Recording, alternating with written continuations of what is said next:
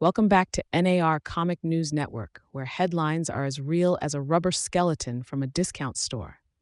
Tonight, a Halloween mix-up for the ages in Springfield, where a Pentecostal congregation's well-meaning minister apparently mistook some trick-or-treaters for genuine supernatural manifestations. Yes, you heard that right.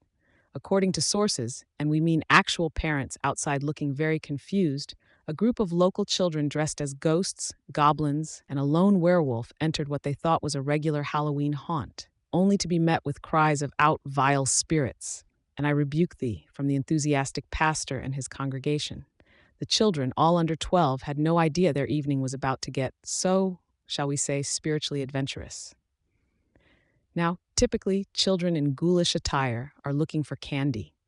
Candy, of course, being the traditional offering that eases parents into inevitable dentist bills and hyperactive sugar highs.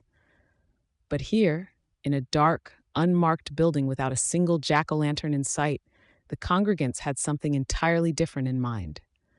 As one eyewitness put it, the kids just wanted some Snickers, but they got a holy experience instead. According to accounts, the pastor began passionately invoking the powers of heaven to banish the demons in his midst, entirely missing the point of little Tommy's werewolf claws and Sarah's princess costume with a black veil. One of the adults in attendance reported that Pastor Bob, decked out in his Sunday best and perhaps a little too eager to see a spiritual battle unfold, grabbed the holy water and proceeded to douse a very startled 6-year-old dressed as Casper. Casper, for his part, reportedly responded with, "But it's just a sheet." Meanwhile, parents waiting outside were wondering why their children's brief stop at the strange dark building had turned into a full-blown revival session. Several minutes into this ecclesiastical showdown, the kids, in their confusion and mounting fear, began chanting, "We just want candy," a phrase which, oddly enough, was interpreted by some congregants as an unsettlingly unified cry from the underworld. This led to an escalation of fervor among the attendees, who saw this as a clear indication that the demons were resisting expulsion.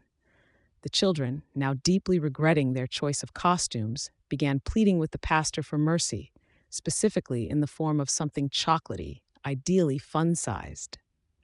After a few rounds of hallelujahs and loud exclamations in tongues, one of the deacons reportedly noticed that the demon in question was actually his neighbor's kid, dressed as a pretty convincing vampire. The realization set in just as the parents, bewildered and mildly annoyed, burst in to rescue their kids, wondering aloud why their children were screaming about salvation instead of candy corn. In a twist no one could have seen coming, Pastor Bob finally recognized the mix-up and, in an attempt to smooth things over, offered each of the kids a mint from his personal stash. Needless to say, no one was impressed. The parents left with their candy-deprived children in tow, vowing never to set foot near the unmarked building again. N.A.R. Comic News Network reminds you to stick with well-lit porches and friendly pumpkins this Halloween, unless, of course, your child is craving a powerful, albeit unwanted blessing instead of a Kit Kat.